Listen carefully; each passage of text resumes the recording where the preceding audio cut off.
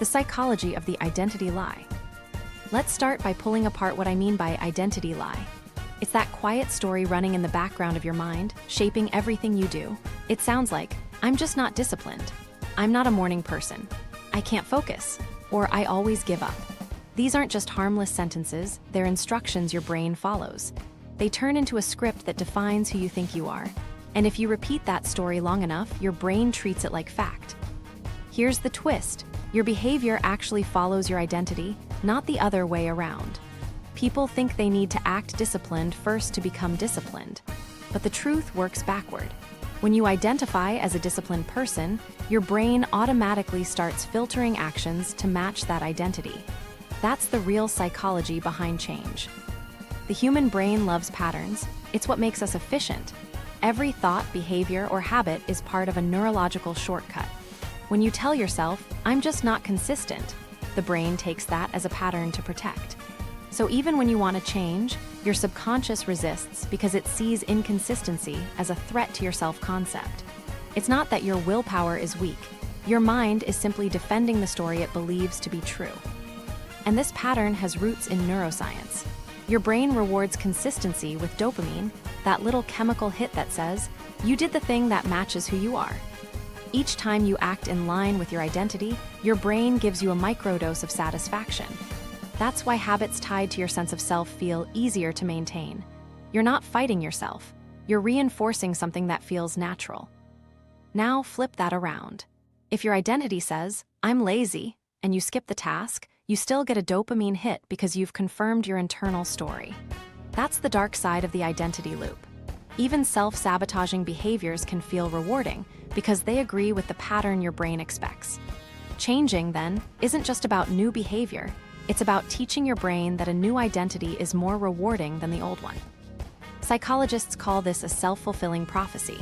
When you believe you're bad at something, you unconsciously behave in ways that make it true. You hesitate to try, expect failure, then interpret any setback as proof of what you already believed. Over time, your brain collects these proofs and reinforces them with emotion. That emotional reinforcement, embarrassment, shame, regret, strengthens memory storage, making it that much harder to overwrite. And this gets worse with repetition. The more often you fail to meet a goal, the more your self-image calcifies around that failure. Every missed workout or broken promise becomes part of the narrative. See, I can't stick to anything. It doesn't matter if you really can. What matters is the story that feels true. Your identity becomes a comfort zone, even if it's painful. Why do we cling to it? Partly because of safety.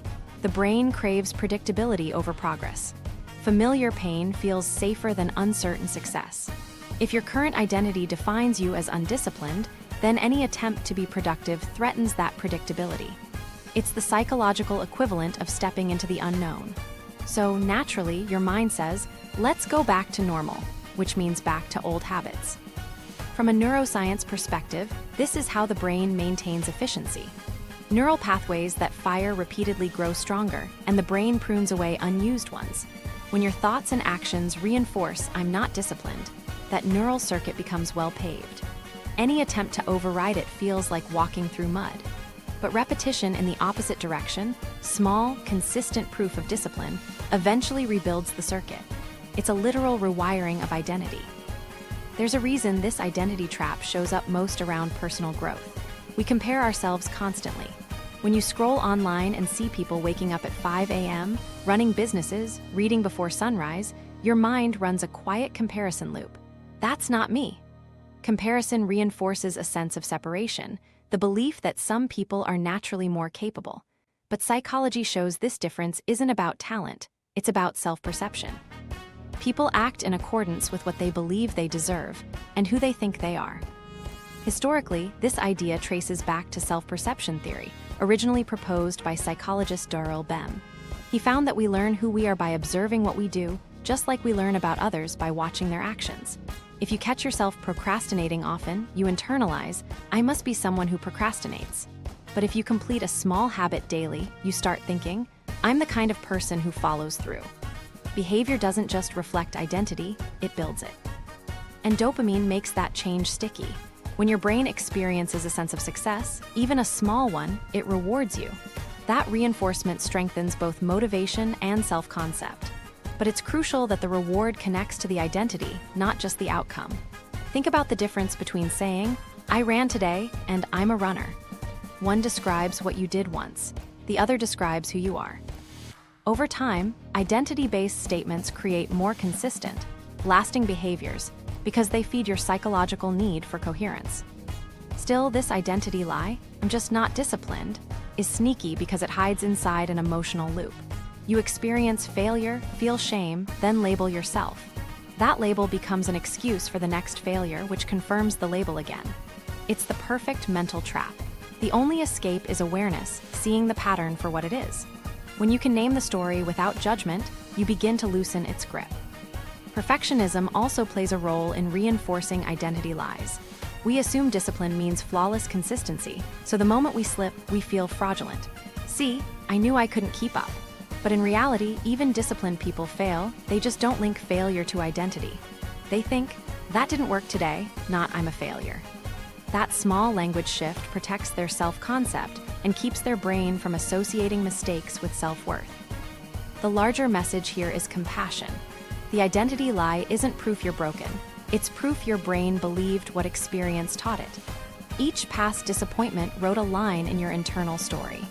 But the brain's plasticity, its lifelong ability to form new connections, means those lines aren't permanent.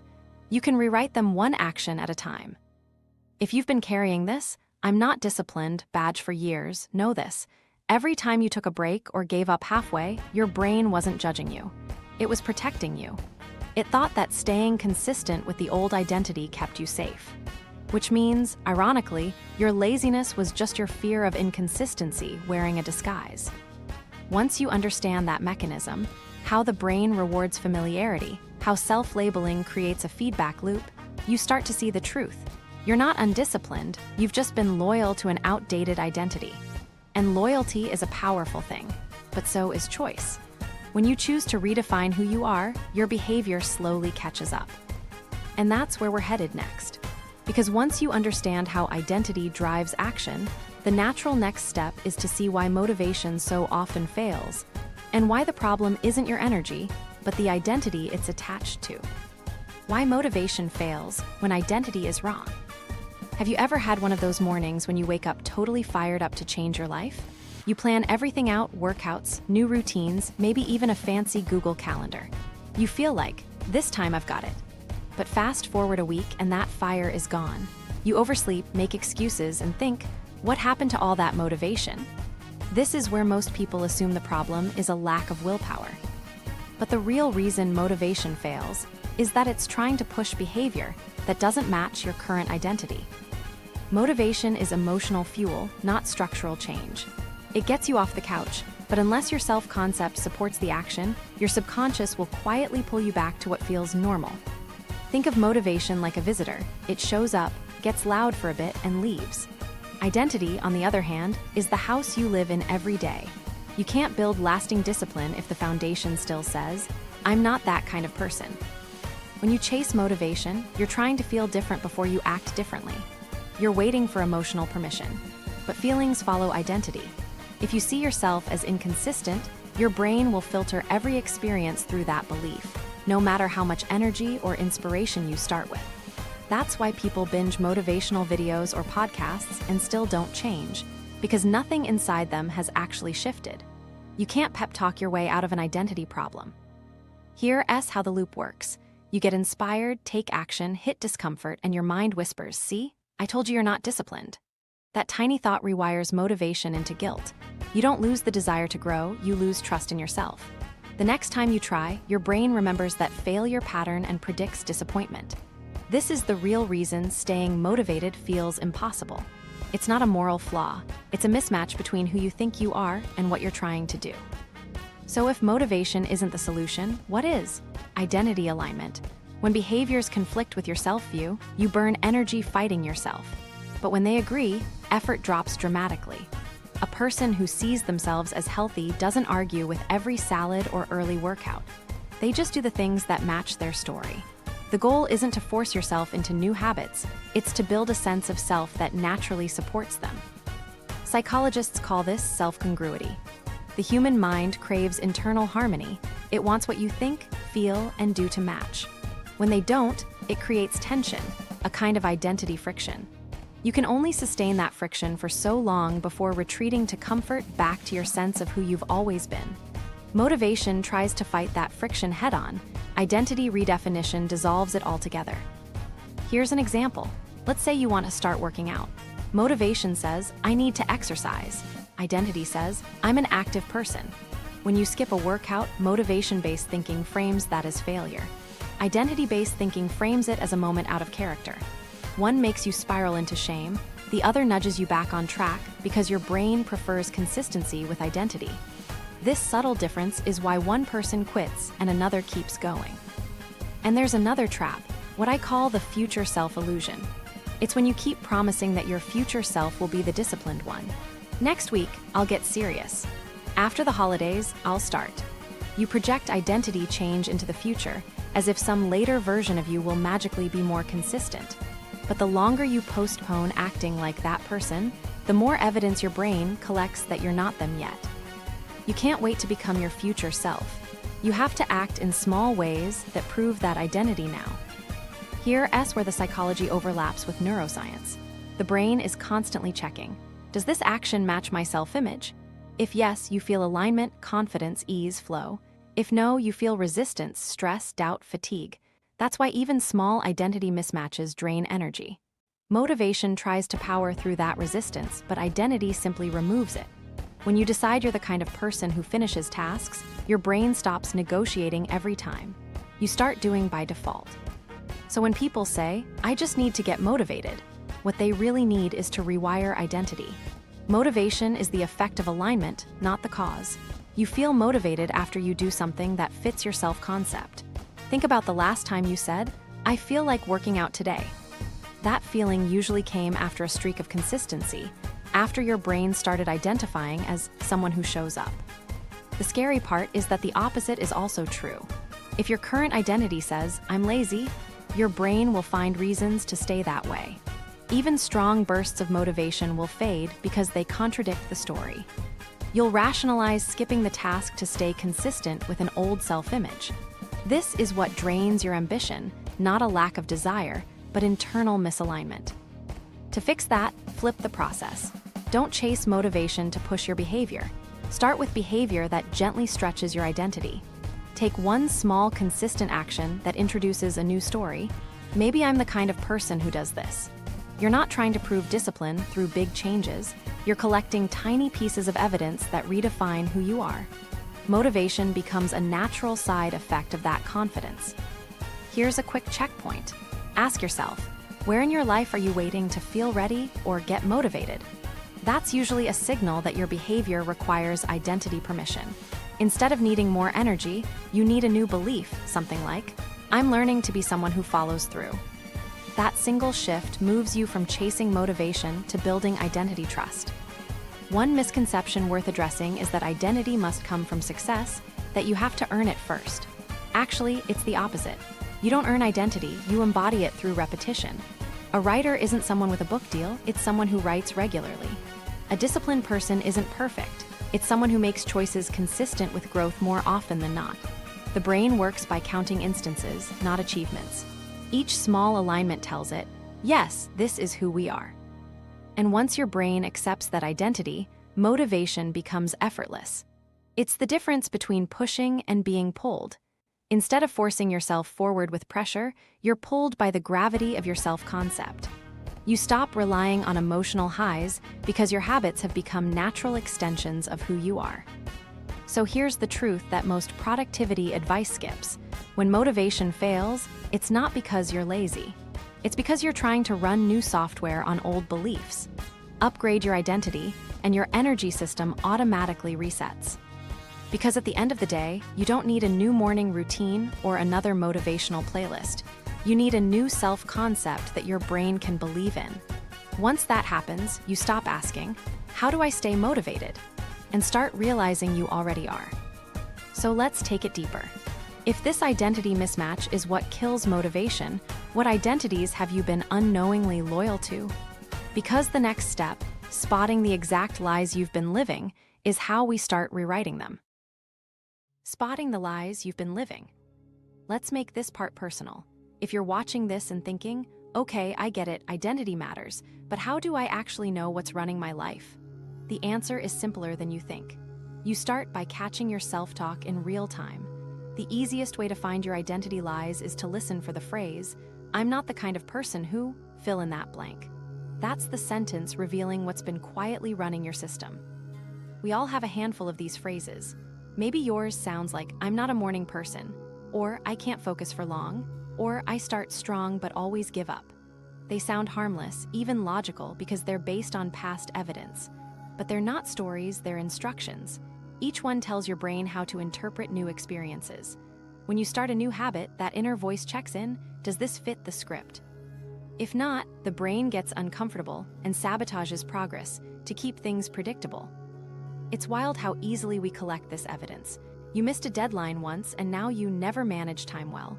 You don't like running, so now you just can't stick to exercise. Every time you repeat the statement, your brain strengthens that narrative.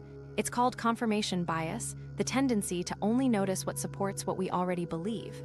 The mind filters for proof that says, "See, I was right about me." And guess what? When the brain is looking for reasons why you're inconsistent, it always finds them. That mental loop doesn't start out malicious. It starts as self-protection.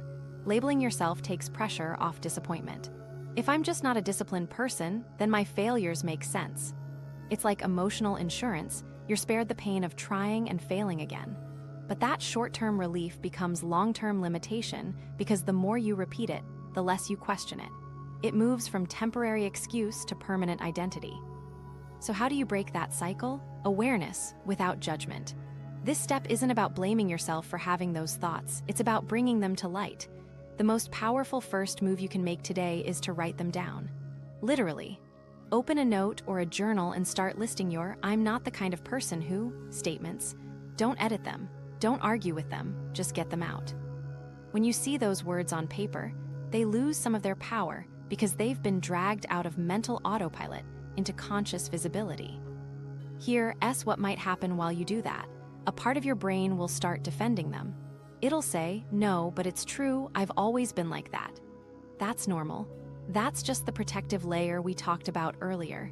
Your identity tries to make sense of everything through consistency. But remember, just because something feels true doesn't mean it's permanent. Your brain doesn't distinguish between identity statements and temporary experiences. It memorizes based on repetition, not accuracy. Now take one of those statements and rewrite it in a neutral form. For example, instead of "I'm not a morning person," try, "I've found mornings difficult so far." That's subtle but massive. The first phrasing is permanent and identity-based.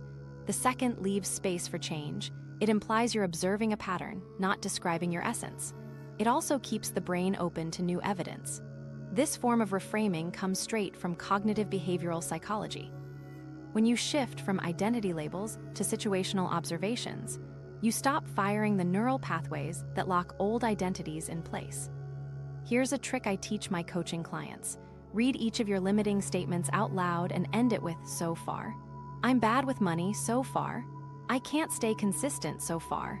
"I procrastinate too much so far." That two-word addition tells your subconscious the story isn't finished. It reframes identity as fluid rather than fixed, which invites growth instead of resignation. Now pause and reflect. Where did most of these statements come from? Often, they aren't even your own voice. Maybe a teacher told you weren't focused. Maybe your parents joked about how lazy you were. Maybe an early failure made you assume something about your personality. Over time, those external opinions became internal truths. You internalized someone else's momentary observation and built an entire belief system around it. Realizing that is freeing, because it means you don't have to keep living by those inherited scripts. Confirmation bias ties into another psychological loop, selective memory. When your identity says, "I always give up," you stop remembering the times you didn't. You filter memories to match the belief. Think of your mind as a courtroom. If the verdict is "not disciplined," you only call witnesses that support that case.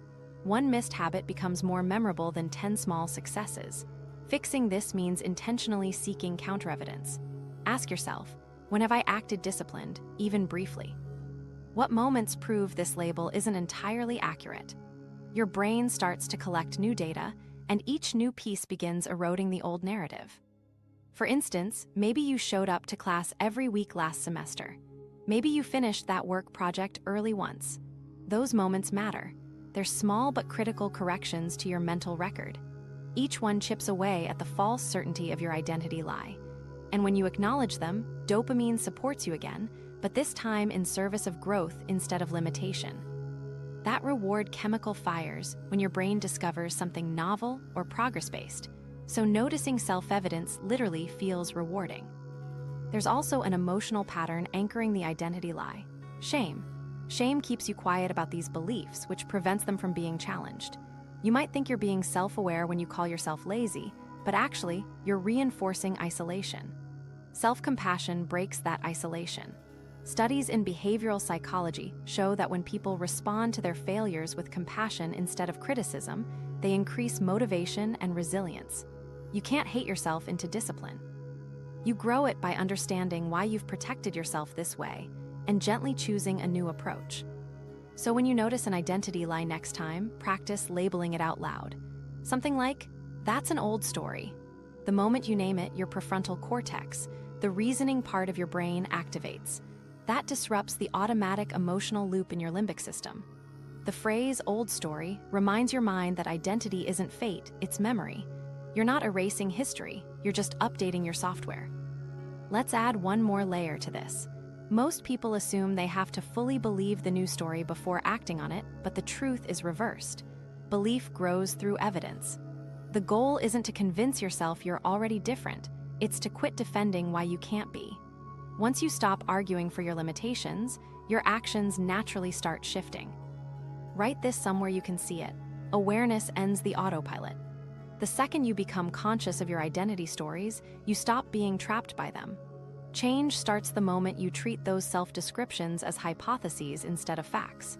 From there, you can experiment, try new behaviors, gather new evidence, and adjust what being you means. And here's a bit of reassurance. Everyone, no matter how confident they seem, has identity lies. The difference between people who grow and people who stay stuck is simply that one group notices and names them early. That's it. You don't fix them overnight, you just stop letting them steer from the backseat. So now that you've spotted the stories you've been loyal to, you're ready for the next shift. Because awareness by itself is progress, but reframing those lies into growth-focused language, that's where transformation really begins.